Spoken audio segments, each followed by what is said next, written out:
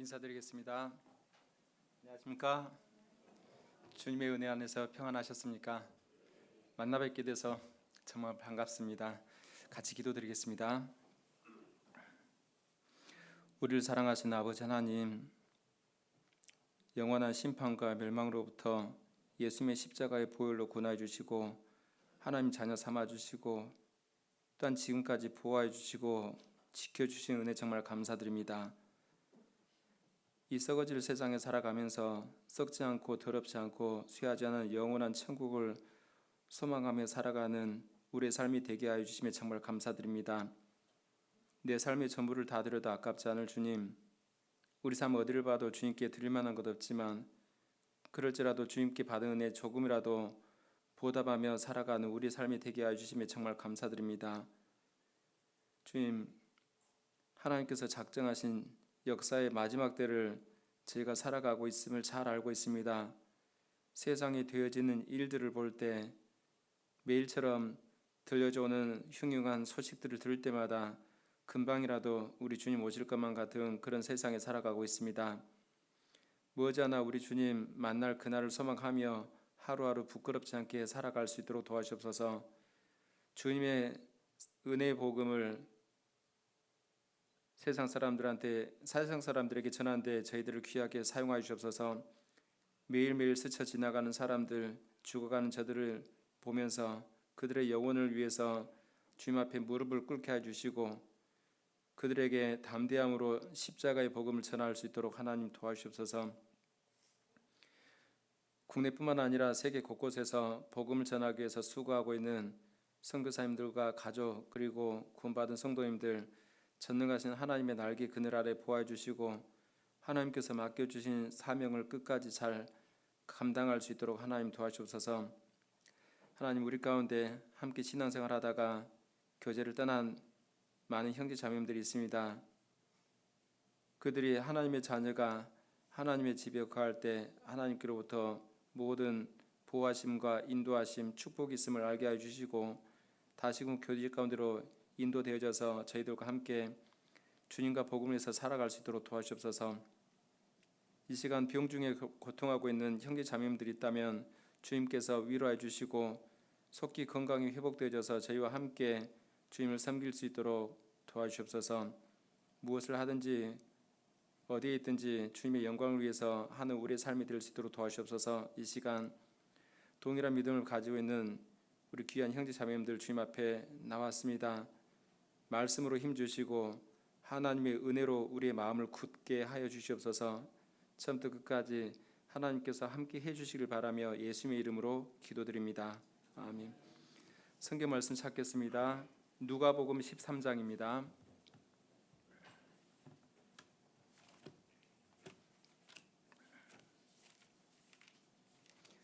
누가복음 13장 33절.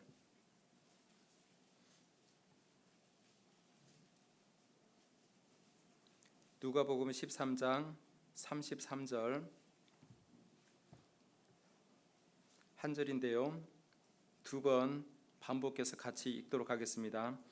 그러나 오늘과 내일과 모레는 내가 갈 길을 가야 하리니 선지자가 예루살렘 밖에서는 죽는 법이 없느니라. 그러나 오늘과 내일과 모레는 내가 갈 길을 가야 하리니 선지자가 예루살렘 밖에서는 죽는 법이 없느니라. 만나 뵙게 돼서 정말 반갑습니다. 전국에 우리 교회가 230여 개의 교회가 있다 보니까 오늘이 처음이자 마지막이 될 것 같습니다. 우리 천안 동북교회 형제 자매들과 함께 교제하는 시간이 그리 많지 않다 생각하기 때문에 간단하게 저에 대해서 말씀을 드리고 교제하는 게 좋겠다 싶은 생각이 듭니다. 저는 1990년도 7월에 구원을 받았습니다. 고등학교 1학년 광주교회에서 구원을 받았는데요. 형님의 전도로 구원을 받았습니다.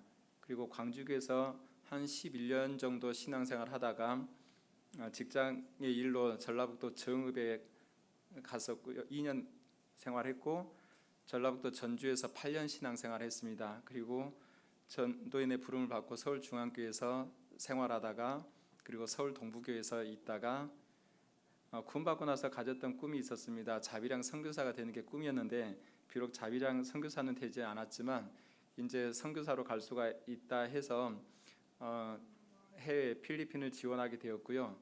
필리핀에서 7년 동안 딱 꽉 차게 7년 동안 생활하다가 저희 자매가 아팠습니다. 그래서 한국에 들어와서 뇌 수술을 받는 바람에 다시 들어가지 못하고 한국에 돌아오게 됐습니다. 그래서 다시 제가 구원받았던 광주교회에서 지금 생활하고 있는데요. 물론 저희 자매는 건강이 회복되어졌습니다. 연어는 전 세계 바다를 돌다가 죽을 때가 되면 태어난 곳으로 돌아온다고 하는데 저는 아직 죽을 때가 되지 않았는데 제가 거듭난 곳, 구원받은 곳으로 다시 돌아오게 되었습니다. 이곳에서 힘을 얻고 또 하나님께서 더 힘껏 살아보라고 힘을 주시고 위로를 주시고 격려하고 있다라는 생각을 하게 됩니다. 1940년대에 일제 신사참배 거절하다가 옥중에서 죽었던 주기철 선교사님의 마지막 고별 설교 가운데 한 대목이 있습니다. 소나무는 죽기 전에 찍어야 푸르고 백화파는 시들기 전에 떨어져야 향기롭습니다 라는 마지막 고별 설교 가운데 한 대목인데요. 조금이라도 더 젊었을 때, 조금이라도 더 열정이 있을 때, 조금이라도 주님을 위해서 살고 싶은 간절함이 있을 때, 그때 낯선 오지에서 복음을 위해서 살 수 있도록 하나님께서 은혜를 베풀어 주셨습니다. 처음에 어른 막 구원받은 사람들 어른 3명 그리고 그 집 아이 꼬맹이들 해서 8명으로 시작됐던 교회가 지금은 주일날 300명 넘게 성장이 되었고요. 그리고 2개 교회가 자립이 되었습니다. 그리고 그 교회에서 말씀을 전하는 전도인으로 5명이 배출되었고요. 청년들이 이곳저곳 지금 파송되어져서 교회 통역사로도 많이 살아가고 있습니다. 작은 교회가 정말 놀라운 성장이 이루어졌고 큰 역사가 일어났습니다. 골로새서 1장 6절에 보면 이 복음이 너에게 이르매 너희가 듣고 참으로 하나님의 은혜를 깨달은 날부터 너희 중에서와 같이 또한 온 천하에서도 열매를 맺어 자라는도다 하신 말씀대로 앞에 그 중간에 수식어구를 빼고 딱 해보면 이 복음이 열매를 맺어 자라는도다 그렇지 않습니까? 어떤 구원받는 한 사람이 열매를 맺는 것을 이야기하는 게 아니고 그 말씀에서는 이 복음이 열매를 맺어 자라는도다. 어떤 한 지역에 복음의 씨앗이 뿌려졌습니다. 이 복음이 자라서 열매를 맺는 겁니다. 이 천안 동부 지역도 마찬가지입니다. 처음부터 이렇게 교회가 생겨난 건 아니잖아요. 구원받은 한 사람, 한 가정으로부터 시작돼서 그 열매를 맺어 자라다 보니까 이렇게 교회가 성장되는 것처럼 제가 있었던 곳도 마치 그런 곳이었습니다. 예전에 생명의 빛의 소식이 전해졌던 곳이기도 한데요. 무덤가에 사는 사람들이라는 제목으로 이렇게 소식이 실려진 적이 있습니다. 제가 있었던 곳은 공동묘지 마을이었습니다. 필리핀 공동묘지는 그냥 시멘트 관이 널브러져 있고 그냥 거기에 풀이 자라거든요. 그런 곳에 그래서 제 사무실에서 딱 보게 되면 푸른 그 산과 같은 푸른 초원이 있어요. 근데 사실은 그런 푸른 초원이 아니고 다 공동묘지였습니다. 그래서 그런 곳에서 복음을 전하게 되었고요. 거기서 시작됐던 교회, 거기에서 시작돼서 이제 지금은 아주 멋들어진 그런 교회당을 짓게 되었습니다. 한국에 들어와서 이제 또 역시 기도하고 지원하는 가운데 7년을 있으면서 한 번도 입당식을 해보지 못했거든요. 그런데 한국에 들어와서 총회 요청을 하고 그러면서 이제 짓게 되었고요. 다 직접 자기 손으로 지었습니다. 형제 자매들 손으로 2층짜리 멋들어진 건물을 지었습니다. 그래서 지금은 형제 자매들이 열심히 내서 살아가고 있습니다. 전도 집회가 있을 때가 되면 전도 집회 비용을 만들기 위해서 음식을 만들어서 길거리 나가서 팔고 그리고 재활용품 모아서 팔고 한국의 예전 초창기 교회의 우리 모습을 그대로 지금 하고 있습니다. 전도 집회가 있다 보면 구역별로 회별로 전도지를 들고 노방 전도를 나가고요. 여전히 똑같이 그렇게 살아가고 있습니다. 저랑 같이 했던 그런 모습들을 잃어버리지 않고 잊어버리지 않고 그대로 지금까지 하고 있어서 매일 소식들이 보내주고 올라오는데 너무 감사하다는 생각을 합니다. 비록 한국에 있지만 그곳을 위해서 또 기도하고 있기도 합니다.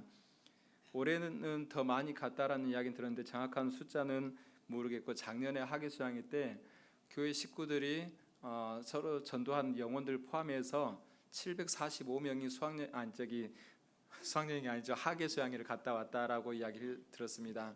그래서 작은 교회가 정말 큰 일을 하고 있고 많은 일꾼들이 배출되고 있는 그 교회, 비록 그 지역은 좀 전에 말씀드린 대로 공동묘지 지역입니다.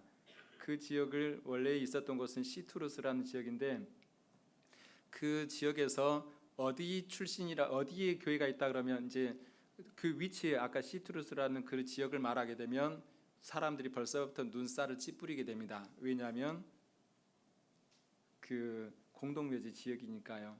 그러니까 예수님 시대 때 예수님을 조롱하면서 비난하면서 썼던 말이 나사렛에서 무슨 선한 것이 날 수 있느냐, 예수님을 나사렛 예수라고 하잖아요. 나사렛 촌동네라는 겁니다. 정말 보잘것없는 못 살고 있는 달동네, 촌동네에서 촌동네 출신을 였다는 것을 강조하고 예수님을 비아냥거리고 낮게 부르고 있는, 그래서 비록 그런 곳이지만 필리핀에서 정말 힘있게 성장하고 있고, 비록 작게 시작했지만 지금은 필리핀에서 두 번째, 세 번째 정도 되는 교회 모임이 되어 가고 있습니다. 아무튼 하나님께서 제게 그런 기회를 주셨음에 정말 감사하고, 제 신앙생활 36년 동안 살아오면서 하나님께서 제게 너무 소중한 시간들, 기회를 주셨다라는 생각들을 하고 있습니다. 2026년 그러면 저에게 있어서는 어떤 한 해가 될까 설레고 기대가 되고, 우리 형제 자매님들도 역시 마찬가지일 거라 생각합니다. 지난해 말에 동계 수련회를 보내면서 그리고 올해 새해 시작하면서 굳은 각오와 결심이 분명히 있을 텐데, 하나님 올 한 해는 지난해보다 더 나은 2026년이 되게 해달라고, 어쩌면 주님 앞에 가기 전에 살게 될 마지막 해가 될지도 모르는 그런 2026년을 전보다 훨씬 더 나은 그런 삶이 되게 해달라고 개인적으로 기도하고 하나님 앞에 서원하기도 했을 거라 생각됩니다. 그런데 벌써 한 달이 거의 다 지났죠. 동계수련회 마치고 난 지 벌써 거의 한 달이 다 지나갔죠. 어때요? 동계수련회 때 가졌던 새로운 각오와 결심을 했을 텐데 지금 잘 살고 있으신가요? 어때요? 언제 그랬냐는 듯이 다 잊어먹은 건가요? 혹시 동계수련회 때 들었던 그 말씀들은 혹시 기억하시나요? 비록 대답은 안 하지만 뭘 그런 걸 다 물어보냐라는 그런 표정인데요. 다 알고 있는 것을 굳이 그런 걸 물어보냐라는 것 같습니다. 아무튼 다 기억하고, 혹시라도 들었던 말씀들이 잊혀져 가고 있고 잊어버렸다 그러면 다시 한번 반복해서 들어보는 것도 지혜라는 생각합니다. 우리 시대는 반복하는 것을 되게 싫어해요. 반복하는 걸 되게 싫어해요. 제가 90년대 구원 받았을 때는 설교 말씀, 우리 시대처럼 인터넷이 없었잖아요. 그래서 말씀 듣고 나면 카세트 테이프 그것을 사가지고 없는 생활비 용돈으로 사가지고 그것을 두 번, 세 번 반복해서 들었거든요. 맛깔진 맛이 아니에요. 그냥 투박한 그런 맛인데도 불구하고 반복해서 두 번, 세 번 들었어요. 그러니까 이 들었던 말씀이 내 안에 체계화된 지식, 그리고 이게 힘이 되어가지고 신앙생활 하는데 정말 큰 은혜가 되었거든요. 힘이 되었어요. 근데 우리 시대는 귀는 정말 세련되었어요. 설교를 이런 설교 저런 설교 정말 많이 듣잖아요. 그리고 유튜브라든가 인터넷을 통해서 설교를 이분의 설교 저분의 설교 많이 듣잖아요. 그러니까 귀의 수준은 정말 세련됐어요. 수준이 높아졌어요. 그래서 설교 잘하네 못하네, 설교 좋다 못한다 이런 것은 딱 들어요. 그런데 설교가 좋았으면 그걸 반복해서 여러 번 들어야 되는데 한 번 듣고 끝나요. 그러니까 이 안에 이게 쌓여져 있는 성경적인 지식, 체계적인 지식이 없는 거예요. 내가 하나님의 말씀에 대해서 안다라고 생각을 했는데 막상 내가 누군가에게 설명을 해야 될 그런 상황이 있을 때 설명을 못하고 땀만 흘리고 쩔쩔 매는 그런 순간들을 경험하게 됩니다. 이게 익숙한 말씀이어도 반복하는 게 정말 중요합니다. 그래서 말씀을 듣고 한 번 끝내지 마시고 꼭 최소한 2번, 3번 이렇게 반복해서 주일 설교든 수요 설교든 이렇게 들으셨으면 참 좋겠다 이렇게 생각합니다. 우리 시대에는 어떻게 하면 잘 먹고 잘 살까 웰빙 열풍이 전 세계를 휩쓸었지요. 어떻게 하면 잘 먹고 잘 살까 전 세계적으로 불어닥친 그런 웰빙 열풍 때문에 건강에 대해서 지대한 관심을 갖게 되고 먹을거리에 대해서 관심을 갖게 되고 그래서 또한 환경에 대해서도 지극한 관심을 갖게 됩니다. 그래서 음식을 만들더라도 재료를 사더라도 유기농 채소를 사고 유기농 음식 재료들을 사고 그리고 집안에서는 산소를 내뿜는 식물을 키우고 그리고 자동차를 타는 것보다는 걷기를 권장하고 자전거를 타고 그러니까 어떻게 하면 잘 먹고 잘 살까 이거에 대해서 지대한 관심을 갖게 되었습니다. 그렇다 보니까 실제 먹거리가 풍성해지고 즐길 거리가 참 많고 그리고 건강에 대해서 우리 신경 쓸 것들이 정말 많잖아요. 그런데 구원받은 그리스도인들은 어떻게 하면 잘 먹고 잘 살까 이것을 웰빙이라고 하는데요. 이 웰빙을 떠나서 그것보다 더 뛰어넘은 웰다잉에 대해서 생각을 해야 됩니다. 어떻게 하면 잘 죽을까? 좀 느낌이 이상한가요? 어떻게 하면 후회 없는 삶을 살다가 후회 없는 죽음을 맞이할까라는 이슈가 웰다잉입니다. 그리스도인들은 우리에게 주신 한 번 사는 그 인생에 대해서 반복되지 않잖아요. 한 번 사는 그 인생 어떻게 하면 후회 없는 삶을 살다가 후회 없는 죽음을 맞이할까? 그거에 대해서 어떤 한 그리스도인의 성경에 남김없이 후퇴 없이 후회 없이라는 글귀가 쓰여졌는데 그가 어떤 신앙의 결심을 할 때마다 썼던 글귀 남김없이 주님과 복음을 위해서 남김없이 그리고 주님을 위해서 살고자 했던 복음에서 살고자 했던 그 길에 어떤 장애물이 있다 하더라도 후퇴 없이 그리고 주님 앞에 섰을 때 지나온 삶을 되돌아봤을 때 후회 없이 세상 사람들은 노래를 부르잖아요. 후회 없이 사랑했노라 말해요. 그런데 후회 없이 정말 주님과 복음을 사랑하고 후회 없이 교회를 사랑하고 후회 없이 주님과 복음을 해서 살다가 주님을 맞이하는 후회 없이 윌리엄 보덴이라는 사람이 그의 신앙의 다짐을 할 때마다 성경에다가 기록했어요. 그는 비록 젊은 나이 26살의 나이에 주님 앞에 가게 됐지만 그의 꿈을 이뤄보지도 못하고 죽게 되었지만 그의 글귀가 2026년을 살아가는 저에게 그리고 여러분들에게 어쩌면 도전적인 메시지로 전해지지 않을까 싶습니다. 아무튼 어떻게 하면 후회 없는 삶을 살다가 후회 없는 죽음을 맞이할까 그것을 위해서 한 가지 팁을 드리자면 그 방법 내가 아직 일어나지 않는 미래 사건을 마치 경험한 사람처럼 현재의 삶을 살아가는 것도 지혜입니다.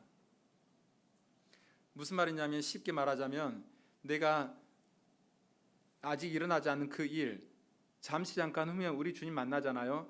마치 주님을 만난 사람처럼 주님을 만난 그 현장을 경험한 사람처럼 현재의 삶을 살아요.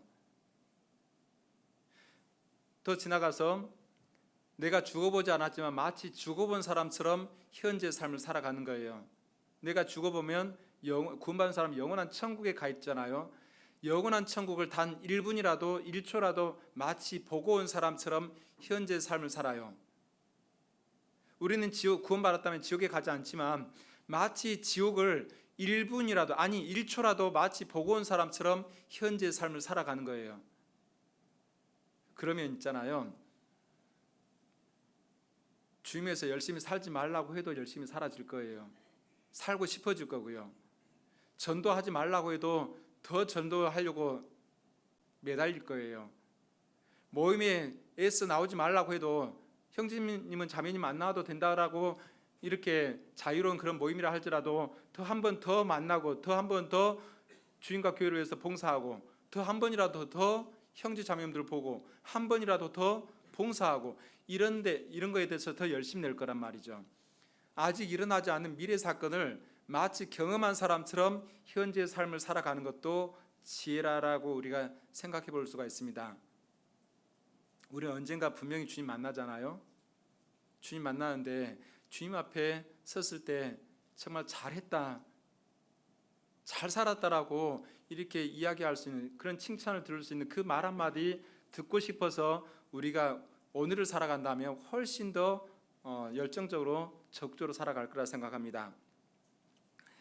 근데 슬프게도 우리 시대는 세상이 바뀌었다라고 하지만 구원받았다고 하면서도 불구하고 영혼과 내세를 전혀 믿지 않은 사람처럼 살아가는 그리스도인들이 많이 늘어나고 있습니다.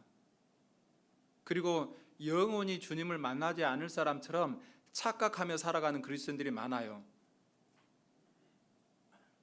그런 그리스도인들이 많아지니까 교회 수는 늘어나고 성도 수는 늘어나지만 정말 열정을 품고 살아가는 사람들이 계속 줄어들어요.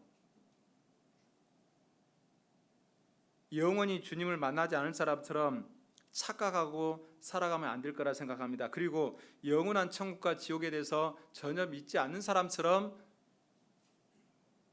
그렇게 살아가면 안 될 거라 생각합니다.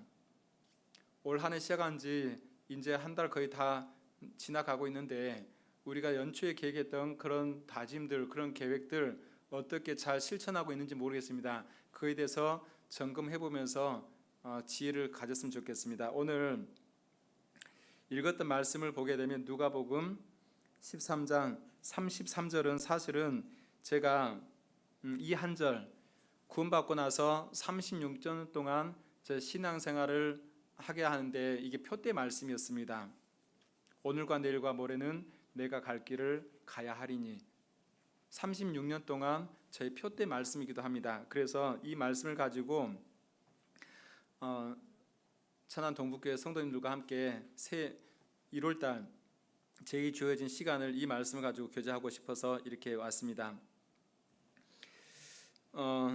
우리가 신앙생활을 하는 이유와 동기는 잘 알듯이 사랑이라고 이야기합니다. 구원받은 이유 우리는 신앙생활이라는 것을 하게 되는데 우리를 살리기 위해서 하나님의 아들 예수님께서 자신을 내어주기까지 십자가에 못 박혀 죽기까지 우리를 사랑하셨잖아요. 하나님의 사랑이 이렇게 나타나는 바 되었다 그랬는데 독생자 예수 그리스도를 십자가에 내어주기까지 하셨다 그랬잖아요. 그 사랑 때문에 하나님께서 하나님의 독생자를 내어주기까지 하신 그 사랑 때문에 우리가 그 사랑 때문에 하나님을 사랑하고 그 사랑 때문에 형제자매님들을 사랑하는 거, 이게 신앙생활이라고 하잖아요. 로마서 5장 5절에 보면 하나님의 사랑이 우리 마음에 부음받았다. 고린도후서 5장 14절부터 보게 되면 그리스도의 사랑이 우리를 강권하신도다. 우리가 생각하는데 한 사람이 모든 사람을 대신하여 죽었은즉 모든 사람이 죽은 것이라. 저가 모든 사람을 대신하여 죽으시면 산 자들로 하여금 다시는 저희 자신을 위하여 살지 않고 저를 위하여 죽었다가 다시 사신 자 예수 그리스도를 위하여 살게 하려 함이라 하신 것처럼, 또한 요한일서 4장 말씀한 대로 사랑은 여기 있으니 우리가 하나님을 사랑한 것이 아니요 오직 하나님이 우리를 사랑하사 우리 죄를 위하여 화목제로 그 아들을 보내셨습니다.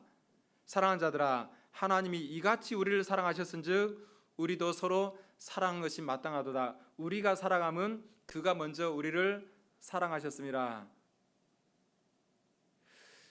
하나님께로부터 받은 그 사랑 때문에 우리가 그 사랑에 보답하고 싶어져서 주님을 사랑하게 되고, 그리고 그 사랑 때문에 한 피 바다 한 몸 이룬 형제 자매님들을 사랑하게 되고, 그게 신앙생활이잖아요. 내가 누군가를 사랑하게 되면 그 사람뿐만 아니라 그 사람과 관련된 사람들, 심지어 물건까지도 좋아지게 됩니다. 그게 사람에게 있어서 감정전이라고 합니다. 감정전이 현상이라고 하는데, 내가 누군가를 사랑하게 되면 그 사람뿐만 아니라 그 사람과 관련된 사람들, 심지어 물건까지도 좋아지게 돼요. 그러니까 우리 속담에 그거 있잖아요. 마누라가 이쁘면 처갓집 말뚝을 향해서도 뭐 한다고요? 절을 한다 그러잖아요. 마누라가 이쁜데 왜 처갓집 말뚝을 향해서도 절을 하죠? 사람 감정이 그렇게 되는 거예요. 내가 누군가를 좋아하게 되면 그 사람뿐만 아니라 그 사람의 주위의 사람들까지 좋아지게 되고, 심지어 물건까지 좋아지게 되는 거예요. 내가 주님을 사랑하게 되면, 하나님을 사랑하게 되면 하나님과 관계된 것 뭐가 있죠? 그의 교회가 있고요, 그의 복음이 있고요, 그의 성도들이 있잖아요. 이게 좋아지는 거예요. 그래서 내가 하나님께로부터 받은 그 사랑 때문에 주님과 교회를 사랑하고 복음을 사랑하고 형제 자매님들을 사랑하는 거, 섬기는 거, 그게 우리가 신앙생활이다라고 말씀드릴 수 있습니다. 우리의 신앙생활의 처음과 끝은 결국은 사랑이다라고 할 수가 있는데, 그래서 고린도 전서 16장 14절 보면 따라서 보시죠. 너희 모든 일을 사랑으로 행하라. 이게 신앙의 비결이죠. 너희 모든 일을 사랑으로 행하라. 하나님의 사랑, 그리스도의 사랑 때문에 우리가 오늘의 삶을 살아가는 겁니다. 하나님의 사랑 때문에 하나님을 사랑하고 한 피 바다 한 몸 이룬 형제 자매님들을 사랑하고. 말씀을 준비하다가 세상 노래가 떠오르면 안 되는데 떠오르더라고요. 제가 초등학생 때였던 것 같습니다. 해바라기에 뭡니까? 모두가 사랑이에요. 너희 모든 일을 사랑으로 행하라, 이 말씀을 딱 보는데 왜 그 노래가 가사 말이 떠오르죠? 모두가 사랑이에요. 그렇게 되잖아요. 사랑하는 사람도 많고요, 사랑해준 사람도 많았어요. 모두가 사랑이에요. 들어보셨죠? 너희 모든 일을 사랑으로 행하라, 그 말씀 보는데 모두가 사랑이에요, 딱 그 노래가 그게 딱 떠오르더라고요. 그렇다고 해서 제가 세상 노래 그렇게 많이 좋아하는 건 아니에요. 참 그 옛날에 나왔던 노래들을 보니까, 드라마 속에서 나왔던 노래들이 제가 구원받기도 전이거든요. 구원받기도 전인데 그게 1989년도였을 거예요. 제가 그 다음 년도에 구원을 받았는데, 그 드라마에 보면 달빛 가족이라는 드라마가 있었어요.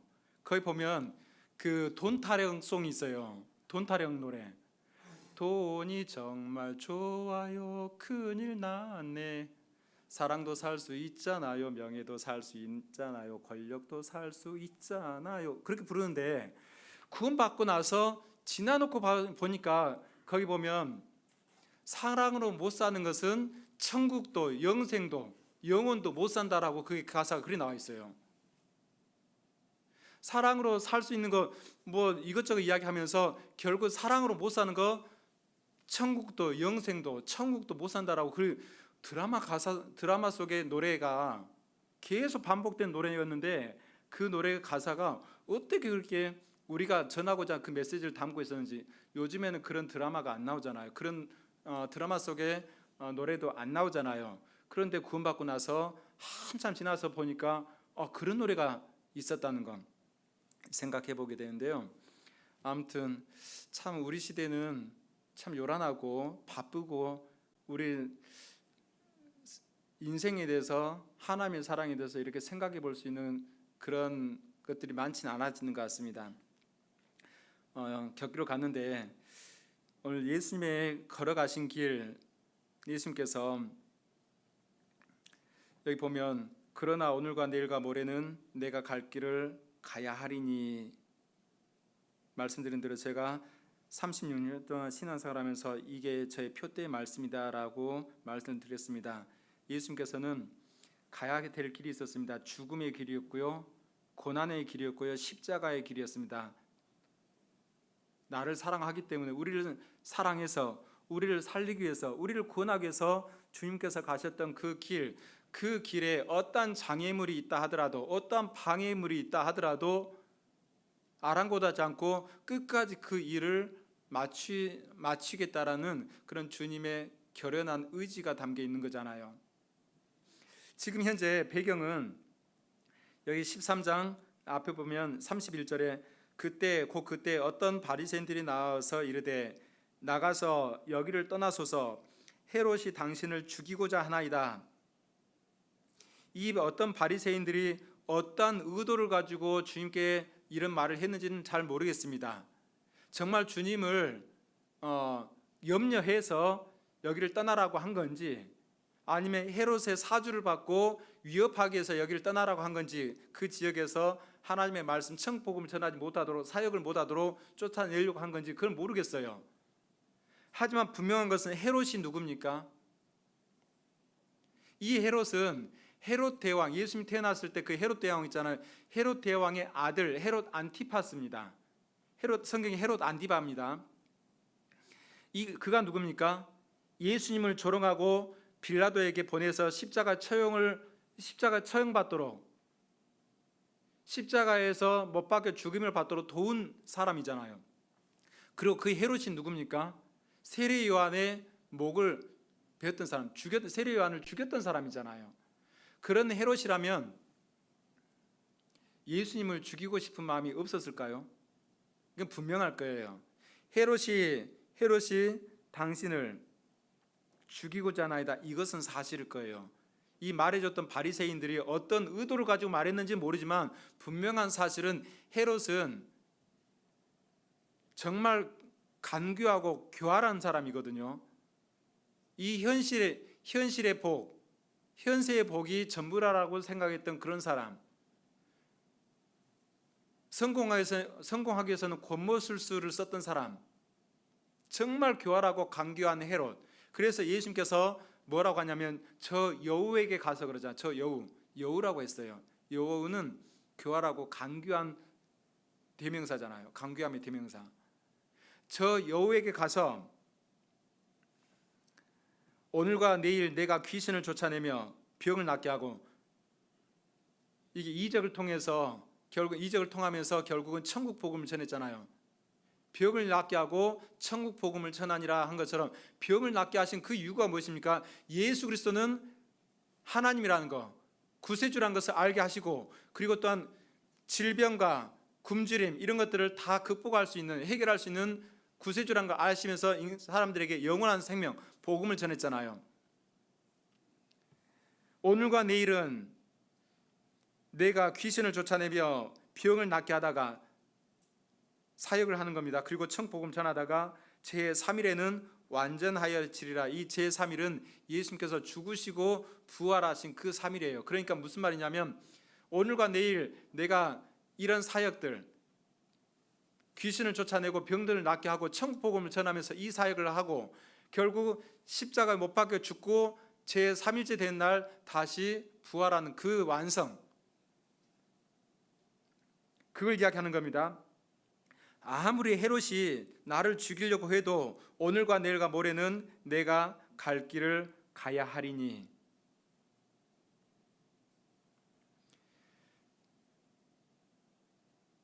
말씀드린 대로 헤롯은 정말 간교하고 간사하고 권모술수에 능한 사람, 내세와 영혼에 대해서는 전혀 관심이 없었던 사람, 양심에 따라서 굳이 살 필요가 없다라고 생각했던 사람, 오로지 타락한 본성만을 쫓아 살아갔던 사람, 그리고 육신이 원한 대로만 쫓아 살아갔던 사람, 그런 사람이 헤롯이었어요.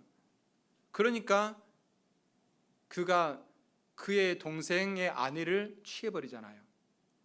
그의 동생 아내를 뺏어버렸잖아요. 취했잖아요. 그걸로 인해서 세례 요한이 책망하니까 결국은 세례 요한을 죽이잖아요. 그가 내세를 믿었고 영원한 세계를 믿었다면 절대 그렇지 못했겠죠. 그 헤롯이 예수님을 죽이려고 했던 것은 분명한 사실입니다. 죽이고자 하는 마음이 있었겠죠. 그런데 그럼에도 불구하고 예수님께서는 오늘과 내일과 모레는 내가 갈 길을 가야 하리니,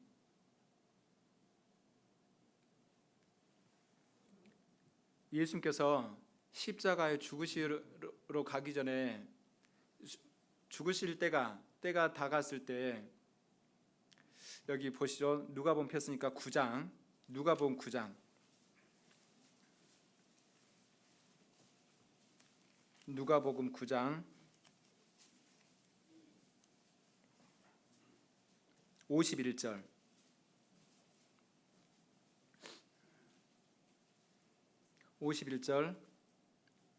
같이 읽겠습니다. 예수께서 승천하실 기약이 차감해 예루살렘을 향하여 올라가기로 굳게 결심하시고, 예수님께서는 언제 어떻게 죽으실 줄을 잘 알고 있어요. 죽으심을 향해서 어떠한 고난을 받아야 될지 알매도 불구하고 그 길을 나아가는 게 쉽지는 않죠. 모르고 당하는 것은 쉬워요. 그런데 만약에 오늘 설교 말씀 끝나고 여기 대강당 문을 딱 나가는데 누군가가 나를 죽이려고 이게 부리부리한 칼을 가지고 이게 딱 준비하고 있다 해봐요. 문 열고 나갈 수 있겠어요, 없겠어요? 없잖아요. 예수님께서는 그분이 어떠한 고난의 길을 갈 줄을 알고 있어요. 어떠한 죽을지 알고 계시거든요. 근데 그 길을 가셔야 돼요. 왜요? 저와 여러분들을 사랑하셔서 살리기 위해서, 구원하기 위해서 그 길을 끝까지 마쳐야 되거든요. 그 길을 마쳐야 되는데 어떠한 고난이 있고 어떠한 장애물이 있고 핍박이 있다 하더라도 그 길을 끝까지 가야 돼요. 그러니까 예수님께서 승천하실 기약이 차감해 죽으시고 부활하고 승천하실, 다시 왔던 하늘나라로 갈 기약이 차감해 예루살렘 향하여 올라가기로 굳게 결심하잖아요. 요한복음 11장에 보면 나사로가 죽었다는 이야기를 듣고 그 나사로를 살리기 위해서 다시 유대로 가려고 하거든요. 그러니까 제자들이 뭐라고 하냐면, 예수님께서 유대로 다시 가자 하니까 제자들이 랍비여, 방금도 유대인들이 돌로 치려 하였는데 또 그리로 가시려 하나이까 그러죠. 주님께서는 그가 해야 될 사역이 있고, 또한 마지막에 십자가에서 고난받고 죽으시고 우리를 구원하는 일을 완성하시는 그 일이 있는데, 그 일에 어떠한 핍박 있고 고난 있고 장애물 있고 해도 그 길을 끝까지 가시겠다는 겁니다. 주님께서는 십자가의 사명, 결국 복음을 완성하기 위해서 예루살렘을 향해서 굳게 올라가기로 결심하셨습니다. 나사로를 살리심으로 하나님의 영광을 나타내시고 사람들에게 믿음을 주기 위해서 또한 가셔야 했습니다. 그리고 유대인들이 돌로 치려 했던 그 예루살렘으로 다시 또 가야 했습니다. 주님의 사역을 마치기 위해서요. 그러면서 그런 사역을 하면서 제3일에는 내가 살아나야 되리라. 마태복음 16장에도 마태복음 20장에도 제3일에 살아나야 하리라. 이 3일 죽으시고 부활하신 그 3일에 대해서 말씀합니다. 헤롯의 위험도 있었고 유대 종교가들의 반기도 있고 살기 등등한 그러한 위협도 있었음에도 불구하고 예수님께서는 그 길을 끝까지 가셔야 되는 겁니다. 그리고 예수님께서는 자신에게 주어진 그 사명을 끝까지 완성하시고 십자가 위에서 다 이루었다 하시고 영원히 돌아가시잖아요. 십자가에서 승리를 하셨습니다. 우리를 사랑하기 때문에, 하나님께서는 우리를 사랑하시기 때문에 하나님의 독생자 예수님을 그 십자가에 내어주기까지 하셨고, 하나님 아버지 뜻을 따라서 예수 그리스도께서는 그 무거운 십자가를 지시고 고난을 받으셨잖아요. 하나님의 사랑, 우리를 향한 그 사랑 때문에요. 요한일서 4장 9절에 보면 하나님의 사랑이 우리에게 이렇게 나타난 바 되었으니 하나님이 자기의 독생자를 세상에 보내심은 저로 말미암아 우리를 살리려 하심이라 그랬는데, 결국은 그 길을 끝까지 완성했던 그 이유는 저와 여러분들을 사랑하기 때문에, 그래서 구원하시기 위해서, 살리기 위해서 그 길을 포기할 수가 없었던 거거든요. 예수님께서 공생의 기간 동안에 제자들에게, 구원받은 그리스도인들이 걸어가기를 원했던 그 길이 어떤 길이냐면 좁은 길입니까? 좁은 문을 통과한 사람들이 가게 되는 그 길은 어떤 길입니까? 어떤 길이죠? 마태복음 7장. 좁은 정도가 아닙니다. 마태복음 7장. 십자가의 길, 죽음의 길을 가셨던 예수님께서 그런 길을 직접 보여주셨는데, 그런 길을 보여주시기 전에 예수님께서 말씀하셨던 부분입니다. 마태복음 7장 14절. 7장 14절 같이 읽겠습니다. 생명으로 인도하는 문은 좁고 길이 협착하여 찾는 이가 적음이라. 문은 좁고, 그래서 좁은 문이죠. 위에 그래서 좁은 문으로 들어가기 힘쓰라 그러죠. 길은 어떻습니까? 협착입니다. 협착은 어떤 때 씁니까? 협착은 어떨 때 쓰는 단어죠? 돌아가는 큰 물체 사이에 끼어버린 거, 그걸 협착사고 그러잖아요. 자동차 바퀴에 팔 다리가 끼어버린 걸 협착사고 그러잖아요.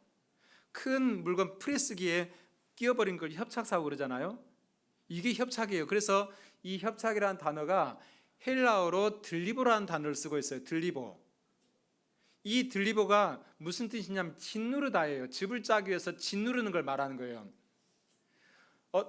포도즙이라든가 어떤 과일즙을 짜기 위해서 기계에다가 짓누르는 거 있잖아요. 이게 들리보예요.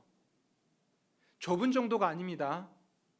좁은 길이라고 생각하면 내가 적당히 참아내고 적당히 견디면 통과할 수 있는 길이라고 생각하는데, 성경에서 협착한 길은 들리보라는 단어를 쓰면서 짓누르는 거예요. 이 단어가 어디에서 쓰였냐면, 여기 한번 보시죠. 고린도 후서. 이 단어가 어떻게 쓰였냐면 고린도 후서 4장. 고린도 후서 4장 8절.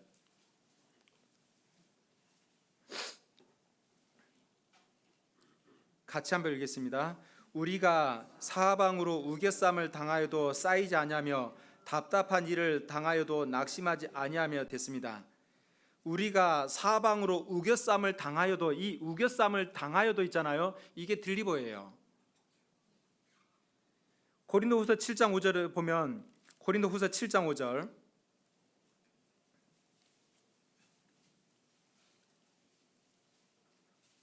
제가 읽겠습니다. 우리가 마게도냐에 이르렀을 때도 우리 육체가 편치 못하고 사방으로 환난을 당하여, 이게 환난을 당하여, 이 환난이란 단어가 들리보라는 단어를 썼습니다.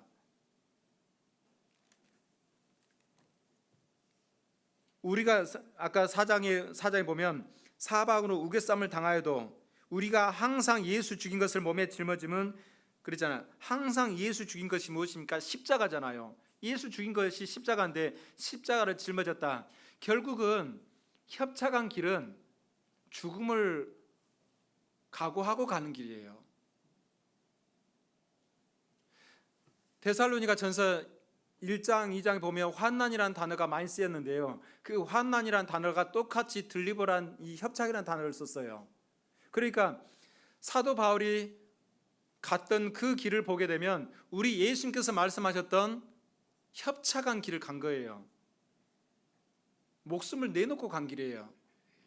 많은 환난 가운데서 복음을 전했다 그랬는데 목숨을 내놓고 갔던 길이에요. 짓눌리는 길. 적당하게 좁은 길이 아닌 거예요. 근데 그 길을 예수님께서 구원받는 그리스도인들에게 가기를 원하는 거거든요. 그 길은 십자가를 지는 길이거든요.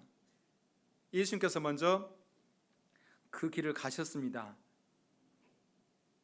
주님께서 가셨던 그 길은 죽음의 길이었고 고난의 길이었고 십자가의 길이었거든요. 그런데 그런 길을 오늘과 내일과 모레는 내가 갈 길을 가야 하리니 선자가 예루살렘 밖에서는 죽는 법이 없느니라 그랬죠. 신앙생활을 하면서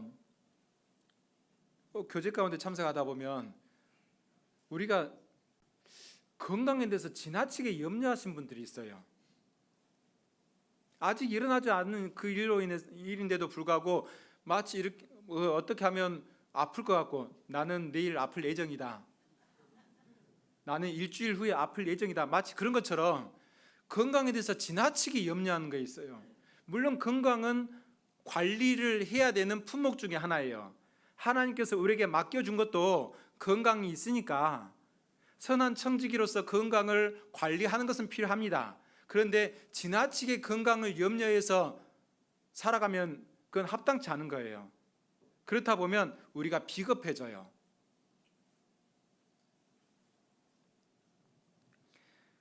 건강에 대해서 관리는 해야 되지만 지나치게 염려를 하면, 그래서 누가 어떤 영양제 따가 좋다라든 막 그걸 먹고, 어떤 약이 어떤 것이 좋다라든 막 그걸 따라하고, 지나치게 그러는 거 그건 좋지 합당치 않다.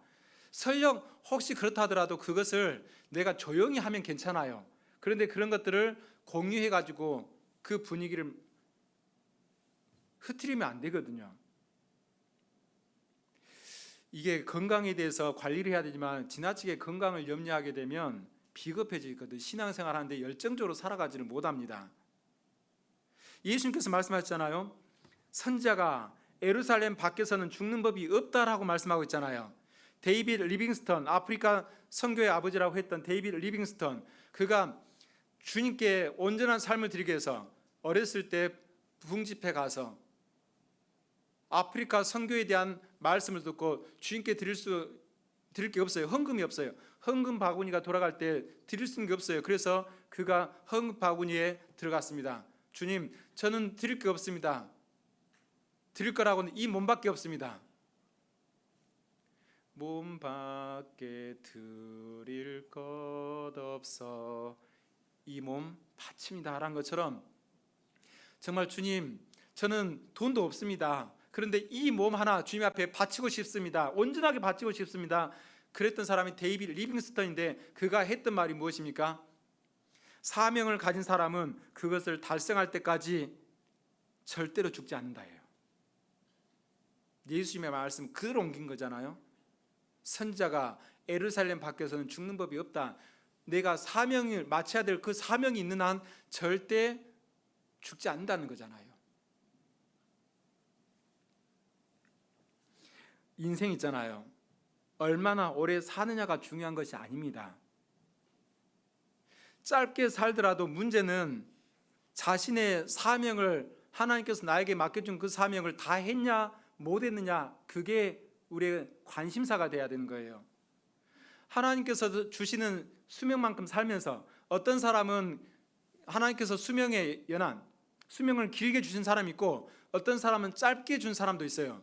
길게 살든지 짧게 살든지 하나님께서 주신 수명만큼 살면서 우리가 할 일은 굵게 살아야 되는 거, 꽉 차게 살아야 되는 겁니다.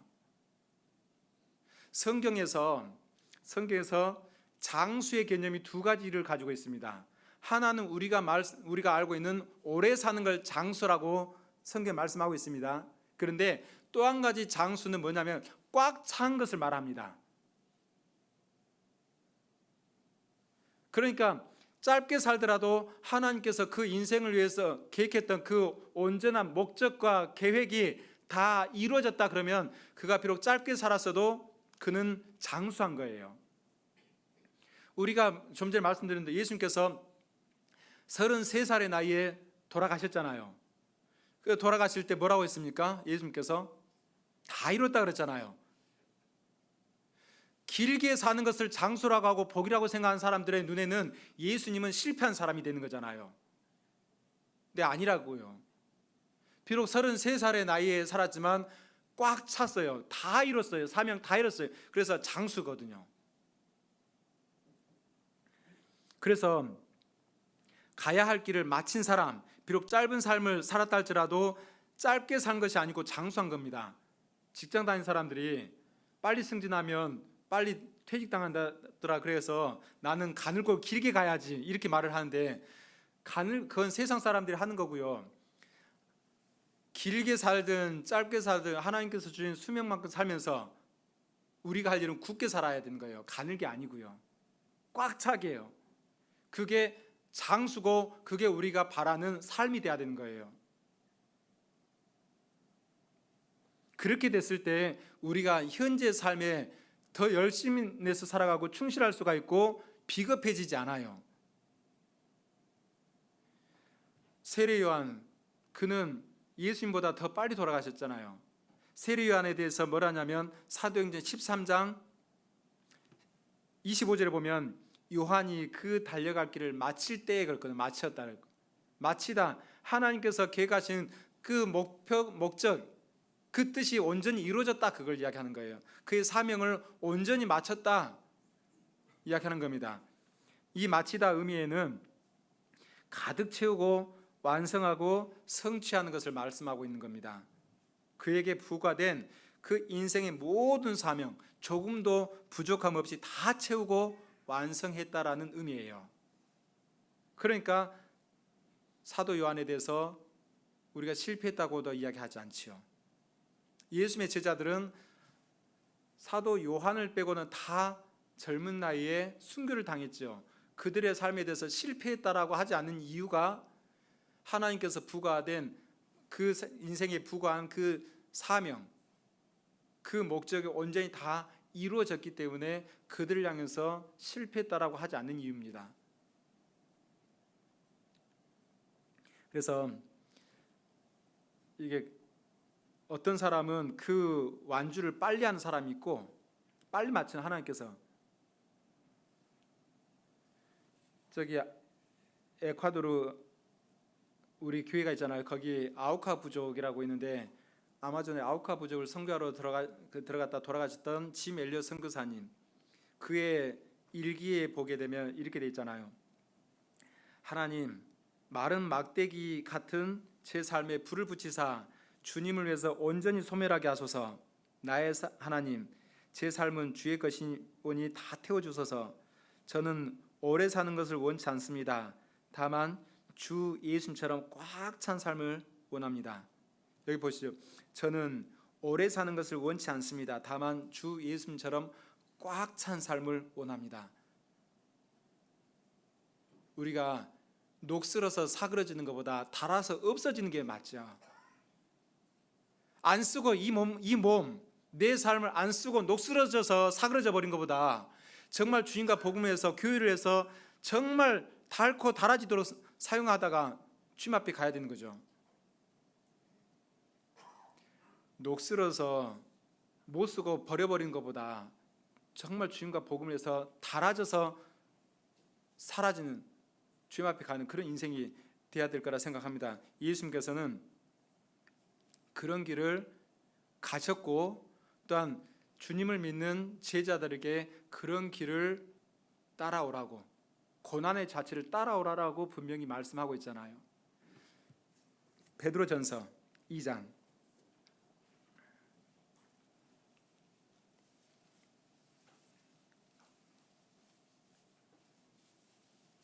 베드로전서 2장 21절.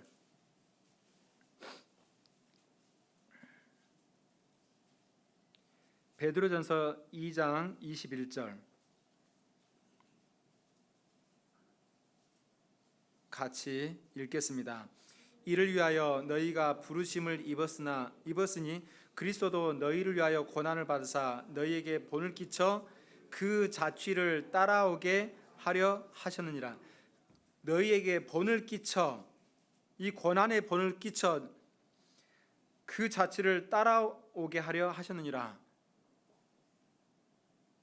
주님께서는 전장에서 돌격 앞으로 하면서 자기는 뒤로 물러나는 그런 대장이 아니에요.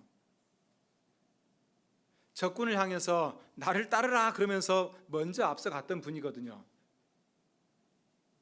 비겁하게 병사들을 먼저 보내고 뒤에 물러서는 그런 장군이 아니란 말이에요. 주님께서는 먼저 고난의 자취, 그 고난의 자취, 결국은 십자가에 죽으심인데 그 자취를 먼저 가시고 그리고 그 길을 따라오라고 하는 거예요. 그 길이 어떤 길입니까? 협착한 길이에요. 자기를 부인하고 가는, 십자가를 지고 가는 그런 길인 거거든요. 그러나 오늘과 내일과 모레는 내가 갈 길을 가야 하리니, 그런 것처럼 예수님께서는 그 길을 가셨고 제자들에게 따라오라고 하는 겁니다. 그래서 예수님의 제자들은 한결같이 그렇게 따라갔잖아요. 베드로도. 비록 그가 한때 믿음이 약해져서 주님을 부인했습니다. 예수님의 십자가의 죽음 앞에서 그가 믿음이 약해졌죠. 그래서 죽음이 두려웠습니다. 예수님을 부인하죠. 부인하기 바로 전에 어떤 상태였습니까? 다른 사람들은 다 주님을 버릴지라도 나는 주님을 버리지 않겠습니다. 내가 주님과 함께 죽을지언정 주님을 떠나지 않겠습니다. 그랬던 그가 바로, 그게 마태복음 26장에 나와 있거든요. 근데 바로 주님을 부인하잖아요. 그랬던 예수님을 죽음 앞에서, 예수님의 십자가의 죽음 앞에서 비겁해졌던 그 베드로도 결국은 주님께서 주님의 사랑을 깨닫고 그 길을 가잖아요. 결국은 네로 황제 때 AD 67년경에 십자가에 거꾸로 못 박혀 죽잖아요. 주님을 나를 위해서 십자가 못 박혀 죽으셨는데 내가 어떻게 주님과 같은 똑같은 죽음을 죽냐 그러면서 거꾸로 십자가에 못 박혀 죽잖아요. 근데 베드로전서는 있잖아요. 베드로전서는 베드로가 죽기 전에 AD 62년에서 64년 정도에 쓰여졌던 서신서예요. 그래서 고난에 대해서 많이 나오거든요. 그때는 미친 네로가 극심한 박해를 하기 전에, 물론 네로는 AD 54년부터 67년도에까지 통치를 했습니다. 그러니까 네로의 박해가 있었어요. 그런데 극렬하지는 않았습니다. 그런데 언제부터 극심해지냐면 이 서신서를 쓰고 난 바로 다음 AD 64년 로마시에 대화재가 있었습니다. 그래서 로마 시민들이 그 성난 로마 시민들이 그 네로에게 공격을 하잖아요. 네로의 어떠한 말로도, 어떠한 포상으로도, 어떠한 선물로도 이게 통하지 않아요. 그래서 이 미친 네로는 그 성난 군중들의 그 마음을, 눈을 어디를 향하게 만듭니까? 구원받는 그리스도인들에게 향하게 하죠. 그래서 원형 경기장에서 사자의 밥이 되게 하고 십자가에 매달려서 불에 타여 죽이기도 하고, 그런 극심한 핍박이 있고 극심한 고난이 있기 바로 직전에 쓰여진 서신서가 바로 이 성경이에요. 그래서 베드로전서 1장을 보게 되면 그들은 믿음을 지키기 위해서 어떠한 고난을 갖는지, 그런 가운데서도 그들은 악을 행치 않고 선을 행하고, 이거 이야기하거든요. 그런데 예수님께서 그런 고난의 길을 갖고 그런 자취를 따라오기를 제자들에게 바랬고, 후대에 일어날 구원받는 그리스도인들에게 그 길을 따라오기를 바랬어요. 로마의 황제의 핍박 가운데서도 그들은 주님을 부인하지 않지요. 우리가 역사를 잘 알잖아요. 해마다 12월 마지막 때가 되면 한때 제가 몇 년 동안 코바디스라는 영화를 봤어요. 12월 마지막 날. 56년에 만들어진 코바디스, 그리고 여러 번의 리메이크 돼가지고 만들어진 게 있는데 1956년도가 나와 있는 그 영화가 저한테 아직도 소장용으로 있거든요. 제 컴퓨터에. 근데 보면 불에 타 가면서도 불구하고 사자의 밥이 되어 가면서도 불구하고 그들은 웃음을 잃지 않아요. 결국은 이제 사람 불태워졌잖아요. 네로가 그 죽은 사람들의 밤에 죽은 사람들의 시체를 다 뒤집어 봐요. 근데 그 얼굴에 웃음 띄는 얼굴이 있어요. 그러니까 뭐라고 하냐면 저 미친 것들은 끝까지 죽어가면서도 나를 조롱하면서 죽어갔다 그런 거예요. 그들은 환난과 핍박 가운데서도 물러나지 않았어요. 믿음을 저버리지 않았죠. 마치 예수님께서 말씀하신 대로 그러나 오늘과 내일과 모레는 내가 갈 길을 가야 하리니 그런 고난의 자취, 예수님께서 걸어가셨던 그 길을 그대로 따라갔던 사람들, 예수님의 제자들이 다 그랬잖아요. 베드로도 그렇고 야고보도 그렇고요. 스데반도 그러고요. 예수님의 제자들이 다 그랬어요. 사도 바울 어떻습니까? 예수님의 고난 자체를 그대로 따라갔습니다.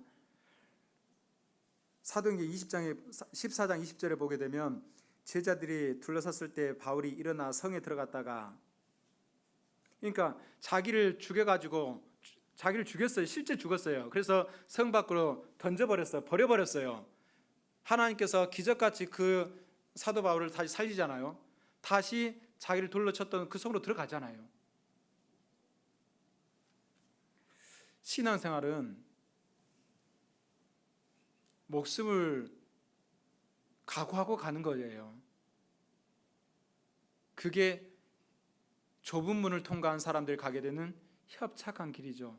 좁은 길 정도가 아니에요. 그러니까 우리가 적당하게 마음을 먹어서는 안 된다는 것을 내 자신도 생각하고 여기 형제자매들도 생각했으면 좋겠습니다. 제가 왜 구원받고 나서 지금까지 한 번도 변함없이 누가복음 13장 33절이 저희 표대의 말씀이 됐냐면, 신앙생활 하면 많은 어려움들이 있잖아요. 아버지 어머니 전도할 때 맞기도 많이 하고요. 나가 죽으라고 그런 소리를 들었어요. 부자 인연 끊자고. 1년에 저는 광주에서 자취생활 혼자서 했기 때문에 1년에 몇 번 집에 가면 몇 번 내려가겠습니까? 설 명절, 추석 명절, 그리고 1년에 한두 번 더 해서 한 서너 번 내려가는데, 그때 각오하고 내려가요. 용돈 모아가지고 아니면 아르바이트 해가지고 돈 모아가지고 비디오 테이프, 카세트 테이프 사가지고 내려가요. 카세트 플레이어도 없으니까, 비디오 플레이어도 없으니까 용돈 아껴가지고 사가지고 또 가요. 던져버리고 나가 죽으라고도 하고 부자 인연 끊자 그러고 눈물을 흘리면서 무릎 꿇고 그렇게 죽으라 그러면, 아니 부자 인연 끊자 그러면 끊어줄게요. 한데 말씀 한번 들어보자고. 적당하게 가는 길이 아니란 거예요. 그래서 그때부터 사실은 제가 신앙의 표대의 말씀이 그러나 오늘과 내일과 모레는 내가 갈 길 가야 하리니, 그게 이 말씀이 제 안에 딱 잡힌 거예요. 그리고 무슨 일이 있더라 하도 절대 교회를 떠나서는 안 된다. 내 은을 어찌 은행에 맡겨두지 아니하느냐, 이 말씀처럼 무슨 일이 있다 하더라도 절대 교회만큼 떠나지 말자, 이런 말씀들을 붙잡은 거예요.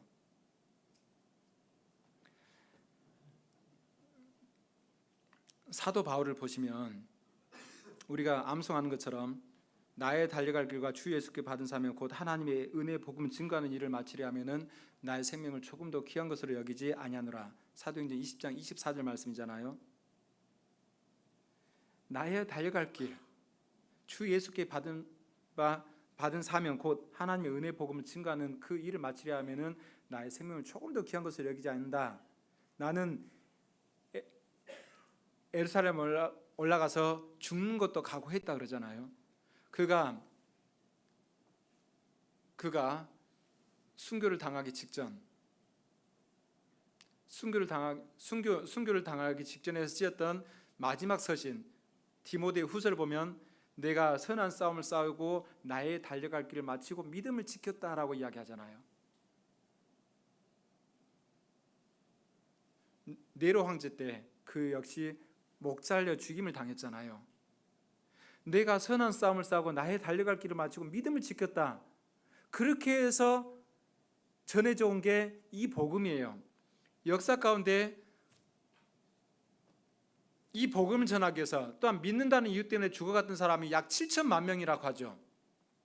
그 중에 저와 여러분들 그 중에 몇 명이나 기억하실까요?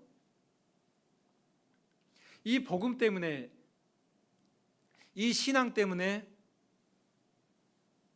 죽임을 당한 사람 약 7천만 명 중에서 우리는 몇 명이나 기억하죠? 몇 명이나 기억하죠? 믿는다는 이유 때문에, 복음 전한다는 그 이유 때문에 죽어갔던 사람들 약 7천만 명인데 우리는 몇 명 안 되잖아요. 그들은 이름도 알려지지 않은 채 그렇게 죽어갔던 거거든요. 그렇게 해서 지켜져 왔던, 그리고 전해져 왔던 이 복음을 내가 받았어요. 내가. 사도 바울의 서신서를 한때 계속 반복해서 묵상할 때가 있었어요. 그런데 보면 빌립보서 1장 20절에 보면 나의 간절한 기대와 소망을 따라 아무 일이든지 부끄럽지 아니하고 오직 전과 같이 이제도 온전히 담대하여, 따라서 해보시죠. 살든지 죽든지 내 몸에서 그리스도가 존귀히 되게 하려 함이니. 예. 이제도 온전히 담대하여 살든지 죽든지 내 몸에서 그리스도가 존귀히 되게 하려 하나니. 이 말씀 보면서 아무 일이든지 부끄럽지 아니하고, 이 말씀 보면서 주님, 내가 이렇게 살아도 되는 겁니까? 이렇게 살아도 괜찮은 겁니까? 아무 문제가 없는 겁니까? 주님, 내가 이렇게 살아도 괜찮은 거냐고. 주님 앞에 섰을 때 아무 문제가 없는 거냐고. 한참 그 말씀 앞에서 멈춰섰을 때가 있었어요. 멈췄어요. 고등학교 때 배웠던 윤동주의 서시를 보게 되면 그거잖아요. 하늘을 우러러 한점 부끄럼 없기를, 잎새 있는 바람에도 나는 괴로워했다 그러잖아요. 그리고 윤동주 시인의 십자가라는 시가 있습니다. 윤동주 시인은 저항 시인이었잖아요. 일제 치하에 독립운동하고 글로써 저항했던 사람, 저항 시인 중에 하나잖아요. 가까운데 여기 독립기념관도 있잖아요.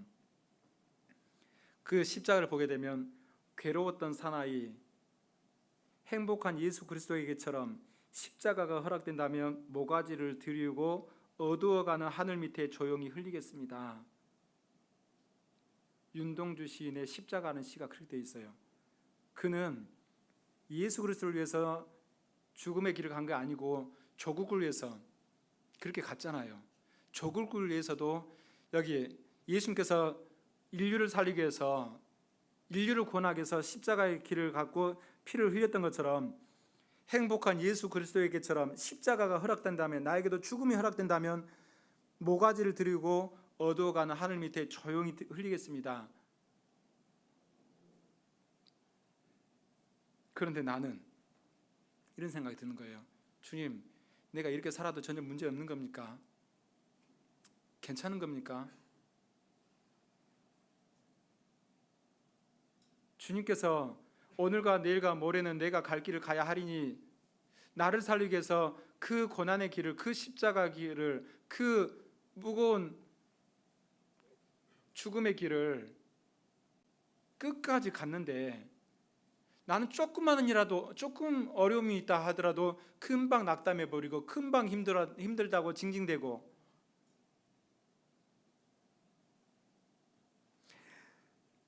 우리가 가야 할 길, 그런 길이잖아요. 주님께서 이미 보여주셨습니다.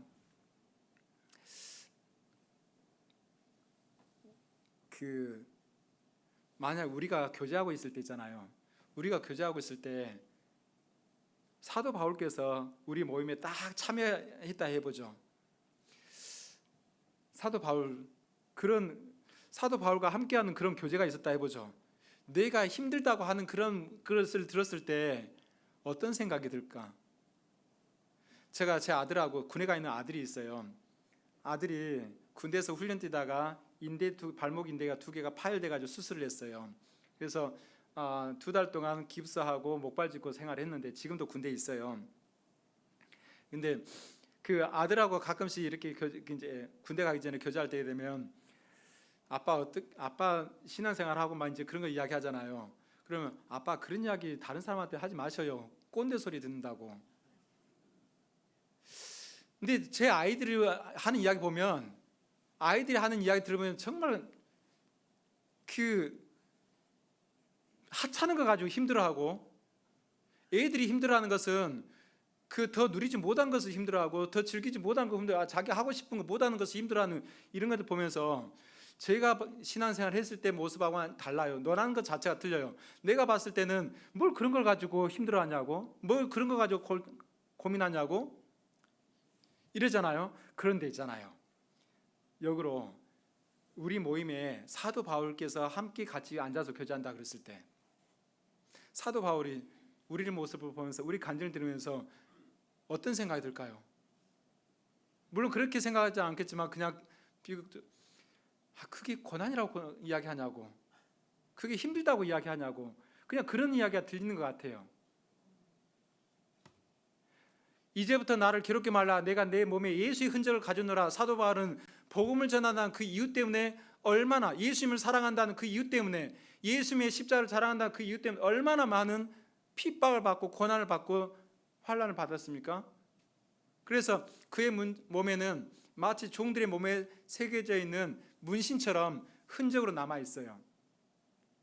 전장에서 오랜 전장에서 이렇게 싸움에 참여했던 그 용병, 그 노장에게는 많은 상처들이 있잖아요. 근데 그 상처들이 나중에 훈장으로 바뀌어주는 것처럼 사도 바울의 몸에 났던 복음을 전하고 예수 그리스도를 사랑하면서 생겨났던 그래서 많은 흔적들, 예수님의 자취를 따라가면서 생겨났던 많은 그 흔적들이 마치 종의 몸에 그 새겨진 문신처럼 이렇게 새겨져 있는 거예요. 그런데 그게 주님 앞에 설 때 이제부터는 나를 위하여 의의 면류관이 예비되었다 그러잖아요. 그런 상처와 상흔들이 주님 앞에 섰을 때 뭐가 됩니까? 영광이 되고 상급이 되는 겁니다. 우리가 주님의 자취를 따라가야 된다 했잖아요. 사무엘상 14장을 보게 되면 요나단과 그의 병기는 소년이 갔던 길 보면 우리가 차라리 블레셋 사람들과 차라리 싸우다 죽자 해서 나왔던 그 길에 이 편에도 험한 바위가 있고 저 편에도 험한 바위가 있어요. 하나 이름은 보세스요, 하나 이름은 세네라 그랬어요. 보세스와 세네와 같은 험한 바위, 이 편에도 험한 바위가 있고 저 편에도 험한 바위가 있는데 그럼에도 불구하고 그들은 거기에 나아갔어야 됐었어요. 올라갔어야 됐었어요. 비겁하게 벌벌 떨고 있는 그런 모습이 자기는 싫었던 거거든요. 하나 이름은 보세스요. 어떤 사람도 아니고 어떤 지역도 아닌데 험한 바위에 이름이 있어요. 하나 이름은 보세스요, 하나 이름은 세네라. 생각 좀 해보라는 거예요. 보세스란 말은 너무나 미끄러운 뜻이에요. 윤기난 뜻도 있지만 너무나 미끄러운 뜻이에요. 그리고 하나 이름은 세네라. 가시같이 날카로운 아프게 하는 뜻이에요. 블레셋 사람에게 가려고 하면 이 편에도 험한 바위, 저 편에도 험한 바위, 그 험한 바위를 올라가야 되는데 하나 이름은 보세스, 올라가려고 하면 할수록 계속 미끄러운 험한 바위가 있어요. 하나 이름은 세네라, 가시같이 아프게 하는 험한 바위가 있어요. 그럼에도 불구하고 손발로 붙잡고 올라갔다라고 이야기하고 있어요. 우리 신앙생활은 절대 쉽지가 않죠. 그러니까 이게 십자가를 지고 가는 길이라고 하잖아요. 적당히 나는 할 만큼 했어, 여기까지 내 한계야, 적당히 참아서 갈 수 있는 길이 아닌 거죠. 신앙생활 하다 보면 나를 미끄러지게 하는 험한 바위와 같은 인생의 잠물도 있고요, 나를 가시같이 아프게 하는 험한 인생의 장애물도 있어요. 때로는 내 건강이 그렇게 다가오기도 하고, 때로는 내 경제적인 문제도, 형제 자매들과 사이의 문제에 있어서도 그렇게 다가올 수도 있어요. 그럼에도 불구하고 가야 되는 거거든요. 그러나 오늘과 내일과 모레는 내가 갈 길을 가야 하리니, 형제 자매들과 함께 있다가 마음이 상할 수 있어요. 상할 수 있다고요. 그래도 가야 되는 거죠. 교제를 안 나온 사람들 신방 가서 보면 누구 때문에 상처받았다고 하고, 저 자매, 저 형제 때문에 내가, 심지어 목사님 때문에 내가 상처받아서 그런다고. 그래도 가야 되는 거예요. 그러나 오늘과 내일과 모레는 내가 갈 길 가야 하리니요. 올해 좋은 일만 있으면 얼마나 좋겠어요. 그런데 좋은 일만 있는 건 아니잖아요. 갑자기 예기치 못하게 건강의 문제가 엄습해 올 수가 있어요. 갑자기 이 직장을 잃어버릴 수도 있어요. 갑자기 가족들과 문제가 생길 수 있어요. 교회 안에서 형제 자매들과 문제가 생길 수가 있어요. 그럼에도 이 길을 가야 되는 거예요. 우리 시대 옛날처럼, 우리 믿음의 조상처럼 내 목숨을 요구하는 그런 일들은 없잖아요. 신앙생활하면 넘어질 수 있어요. 그럼에도 불구하고 또 일어나야 되는 거예요. 저는 넘어지나 아주 엎드러지지 아니함은 여호와께서 손으로 붙드심이로다. 시편 37편 24절이잖아요. 저는 엎드러질 수 있으니까 그런 거잖아요. 엎드러질 수 있는데 다시 또 일어나는 거예요. 잠언 24장 16절에 보면 대저 의인은 7번 넘어질지라도 다시 일어나려니와, 의인 구원받는 사람은 7번 넘어져도 7번이라도 넘어질 수가 있어요. 그런데 또 일어나는 게 의인이에요. 신앙생활 실패할 수 있어요. 넘어질 수 있어요. 그래도 또 일어나고 또 그 길을 가는 거예요. 그러나 오늘과 내일과 모레는 내가 갈 길을 가야 하리니, 그 길을 끝까지 가려면 연료가 필요하죠? 그 연료는 처음에 이야기했던 사랑입니다. 사랑이요. 이 신앙의 길을 끝까지 문제없이 가게 하기 위해서 그 사랑이 필요한 겁니다. 그래서 한 주 앞으로 다가온 전도 집회에 한 분도 빠짐없이 다 들으셨으면 좋겠어요. 들을 때 그냥 대충 듣지 말고, 나 저거 아는 말씀 그렇게 듣지 말고 난생 처음으로 듣는 사람처럼 그런 마음을 가지고 들으십시오. 하나님께서 이 세상을 창조했던 이야기, 그게 내게 새롭게 다가올 겁니다. 저 모든 것을 다 나를 위해서 만들었다고? 내가 무엇이 간데? 이 역사를 통치하시는 그 하나님의 역사를 보면서 정말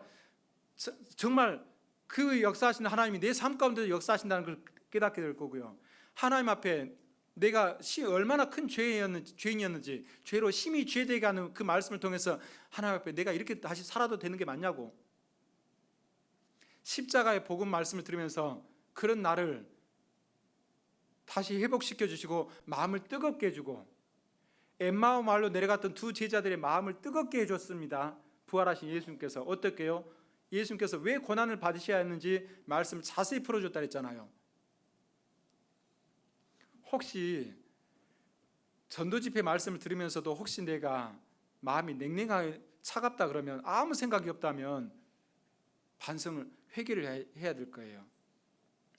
나 저거 아는 말씀 또 저거 한다, 이런 생각으로 하면 들으면 안 되는 거예요. 난생 처음으로 듣는 사람처럼. 제 성경에는 어떤 한 시인의 글귀가 이렇게 쓰여 있습니다. 오 그리스도여, 당신의 십자가 아래서 당신이 흘리신 핏방울을 바라보면서 눈물 없이 서 있는 이 몸은 돌입니까 사람입니까? 여기 돌님 안 계시죠? 돌님 안 계시죠? 당신이 흘리신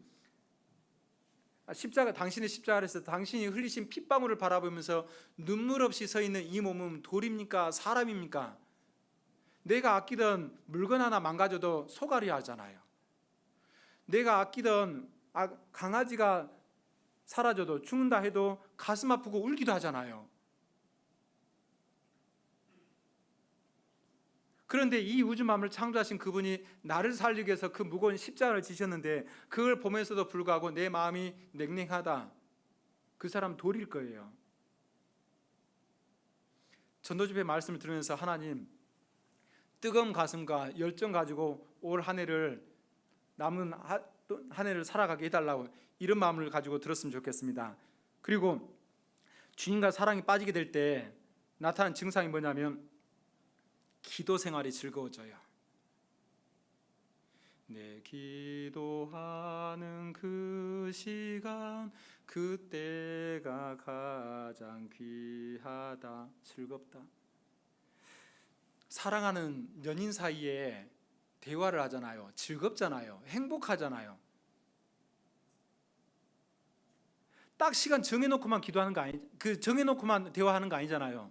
하루 종일 만나서 이야기하다가도 밤에 들어와서 또 핸드폰을 듣는 게 사랑하는 사람의 그런 삶이잖아요. 연인 사이의 삶이잖아요. 내가 주님과 사랑에 빠지게 되면 그 사랑이 내 마음에 차고 넘치면 주님과 대화하는 게 그렇게 즐거워요. 걸어갈 때도 버스를 탈 때도 직장생활 할 때도 주님과 대화를 하게 되죠. 딱 시간만 정해놓고 이렇게 대화하는 게 아니에요. 그리고 주님과 사랑에 빠지게 되면 말씀이 그렇게 달달해지죠. 마치 연애 편지 읽듯이. 아무리 글을 못 읽는 할아버지 할머니도 구원받고 나서 주님의 사랑이 너무 좋으니까 성경을 내 눈을 가지고 직접 읽어보고자 글을 배우는 어르신들도 있잖아요. 글을 배우는 이유가 성경 읽고 싶어서요. 글을 모르는 사람도 사랑하는 사람의 편지를 읽기 위해서 글을 배우는 거잖아요. 성경 깨끗한 거 자랑하지 마십시오. 도대체 이해가 안 돼요. 정말 주님을 사랑한 만큼 성경은 많이 헐거해야 될 거고요. 계속 보고 또 보고 색도 칠하고 성경 또 흐려지면 또 바꾸고. 성경 깨끗한 거 자랑하지 마십시오. 성경을 주님을 사랑한 만큼 성경을 더 보고 또 보고 하십시오. 그리고 주님과 사랑에 빠지게 되면 시시때때로 주님 생각나죠. 앉으나 서나 누구 생각이요? 당신 생각. 그러신 분들은 회개하셔야 될 것 같습니다. 주님 생각. 이 당신이라는 단어에다가 주님이라는 글을 놓으면 멋진 찬송가가 될 것 같아요. 앉으나 서나 주님 생각을. 좋죠. TV를 봐도 주님 생각나서 빨리 끄게 되고, 적당히 볼 수는 있죠. 뭐 다른 걸 하다가도 주님 생각나서, 유튜브를 보려다가 주님 생각나서 말씀을 보게 되고, 아름다운 자연 풍경을 보면서도 주님 생각나서. 사랑하는 여인 사이에서는 계속 보고 싶어지잖아요. 이것처럼 내가 주님과 사랑에 빠지게 되면 그렇게 될 겁니다. 그래서 시시때때로, 그래서 그 남녀 사이에서 헤어지고 이렇게 내내 같이 있다가 이제 저녁 때 떨어지잖아요. 떨어져서 그때 다시 생각하지 않는다 그러면 그것은 가짜 사랑이잖아요. 무엇을 하든지 생각이 날 거예요. 이것처럼 내가 주님을 사랑하게 되면 무엇을 하든지 하루 종일 주님 생각 날 거예요. 몇 년 전에 작년인가요? 그 선거 캠페인송이 있는데 막 그 흥겨운 멜로디가 나오더라고요. 딴딴딴딴딴딴딴.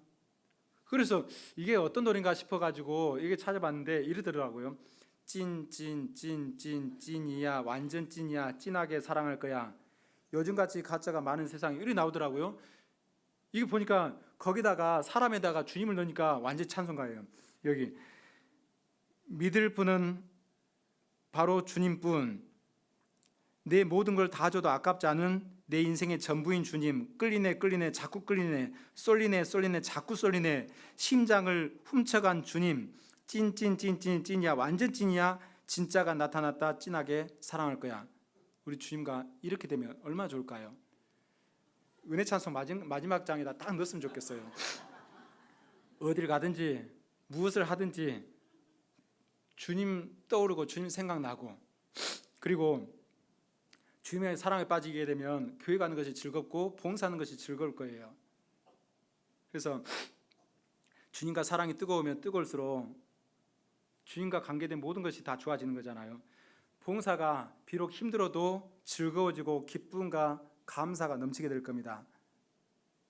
교회 봉사하는 시간, 봉사하는 것은 사람들이 착각하는 게 시간이 남아 돌아서 봉사하는 거라 생각합니다. 아니에요. 시간이 남아 돌아서 봉사하는 게 아니고 은혜를 받은 만큼, 사랑을 받은 만큼 옥합을 깨는 겁니다. 잘 하셔야 돼요. 내가 시간이 남다 해서 그 주님께 드려지는 게 아니고 하나님께로부터 사랑을 받은 만큼, 은혜를 받은 만큼 내가 옥합을 깨는 거예요. 그게 봉사이거든요. 그리고 주님, 그렇게 되면 봉사가 기쁨이 되고 하나님께 드려지는 물질이 감사가 되고 그렇게 되는 거죠. 그리고 주님과 사랑에 빠지게 되면 죄에 대한 저항력이 강해집니다. 죄에 대한 저항력이 세져요. 착각하는 게 있습니다. 유혹이 심해서 내가 죄를 짓는다라고 죄에 넘어간다고 생각합니다. 틀렸어요. 유혹이 심해서 죄와 장난치는 게 아니고 죄에 넘어가는 게 아니고 무너진 게 아니고 주님께 대한 사랑이 강렬하지 못하기 때문에 죄랑 장난치는 거예요. 그렇지 않습니까? 내가 주님을 정말 사랑하게 되면 죄에 대한 유혹으로부터 내가 저항력이 생겨요. 춘향이 잘 알잖아요. 아무리 변사또가 유혹을 해도 사랑하는 사람을 기다리니까 참아내고 견뎌내고 핍박도 이겨내잖아요.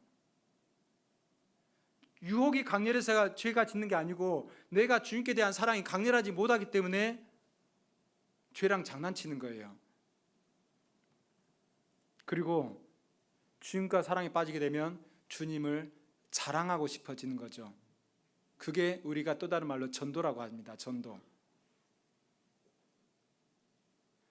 내가 누군가를 사랑하면 그 사람을 다른 사람한테 막 자랑하잖아요. 야, 제발 그 이야기 좀 하지 마. 그래도 또 해요. 넌 다 좋은데 하나님 이야기, 예수님 이야기 하지 마. 그래도 또 하게 되는 거예요. 주님을 사랑하게 되면. 왜냐하면 그 전체가 사랑스러우니까요. 한 군데만 보고 마치겠습니다. 아가서. 이걸 전도라고 저는 말씀드려보고 싶습니다. 아가서 5장.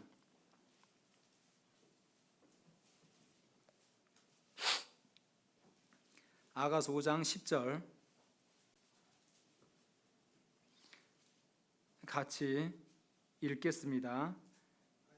나의 사랑한 자는 희고도 불고 많은 사람에 뛰어난다. 지금 술람미 여인이 예루살렘 여자들한테 뭐라 하냐면 나의 사랑한 사람 솔로몬을 만나거든 내가 사랑함으로 병이 났다라고 이야기 좀 해달라고 그러니까 이 예루살렘 여자들이 아니 세상에 남자들 얼마나 많은데 도대체 너의 사랑하는 사람 그 솔로몬이 어떤 사람이길래 너는 우리에게 그렇게 부탁하냐.